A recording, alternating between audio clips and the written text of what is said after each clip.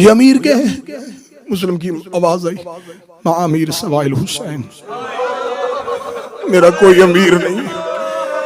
اب میں کیوں آہستہ ہوا تھا، میں کیوں رکا تھا، میں کیوں آہستہ پڑھ رہا تھا کہ اگلا جملہ اگر کسی کے دل میں حسین کی قبر ہے تو وہ تیار رہے۔ جب مسلم نے کہا کہ لا امیر سوائے الحسین، میرا کوئی امیر نہیں ہے سوائے حسین کے، غازی کے علم کی قسم ہے مسلم کے ہاتھ رسیوں میں تھے۔ اس کمینے نے مسلم کے چہرے پہ تماچا مارا، ادھر مسلم کے چہرے پہ تماچا آیا، ادھر حسین گھوڑے کی سیر پہ رک گئے۔ آواز آئی عباس ہم غریب ہو گئے۔ حسین منزل ساکھ پہ تھے، حسین کی سواری منزل پہ رکی، حسین کی آواز آئی مسلم تو نے دشمن کے دربار میں مجھے امیر کہا ہے، زہرا کا غریب وعدہ کرتا ہے قیامت تک دنیا مجھے غریب حسین کہے گی، تجھے امیر مسلم۔ تو نے دشمن کے دربار میں مجھے امیر کہا۔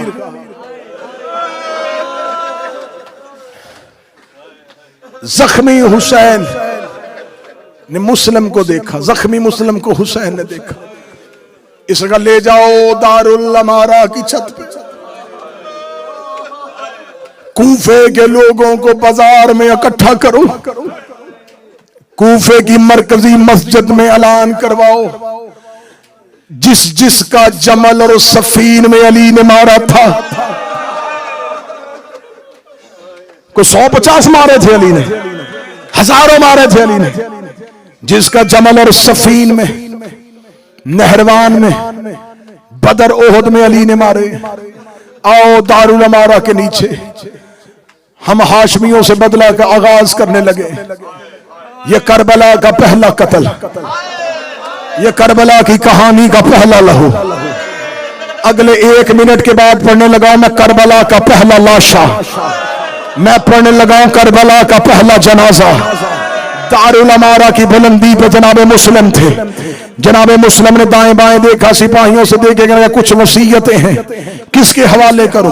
اس کا گورنر سے اجازت لے کے پھر سنیں گے، اجازت مانگی، اس کا دی اجازت، سنو کیا وصیت ہے۔ جب مسلم کی آواز آئی کوفے میں میرے اوپر کچھ قرضہ ہے، میری زراعت میرا گھوڑا بیچ کے میرا قرضہ ادا کر دینا، جو پیسہ بچ جائے وہ غریبوں کی راہ میں تقسیم کر دینا۔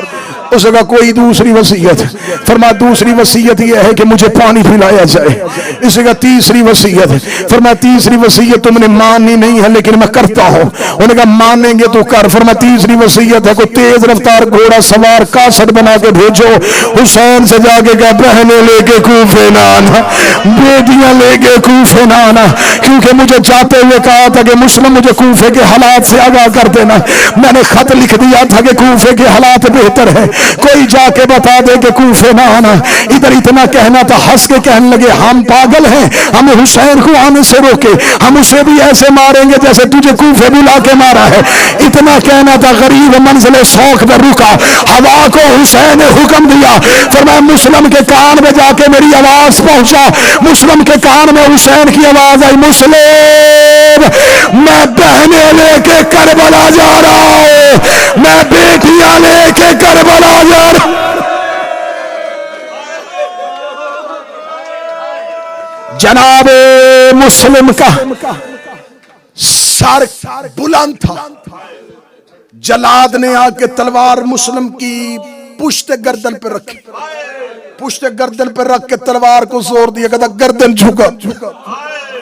مسلم کی آواز آئی ہم سوائے اللہ کے کسی کو نہیں جھکتے، اس جگہ گردن جھکا میں وار کروں۔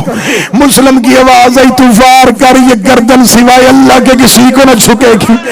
سادات و غیر سادات مجھے معاف کر دینا، اس ملعون نے وار کیا، تلوار کی نوک میں مسلم کا سر لیا، اس نے مسلم کا لاشا کوفے کے بازار میں پھینکا، اس نے مسلم کا سر کوفے کی گلیوں میں پھینکا۔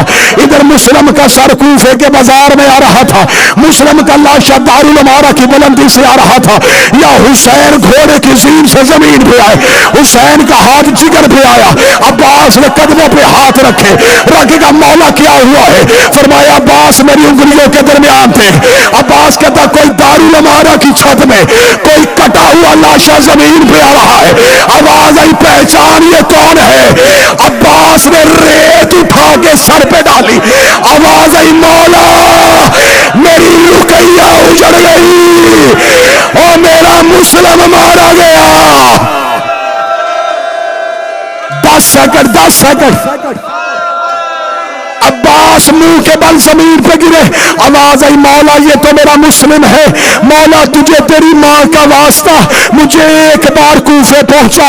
حسین رو کے کہتے مسلم تو گرنے ہیں، تو کوفے جا کے کیا کرے گا؟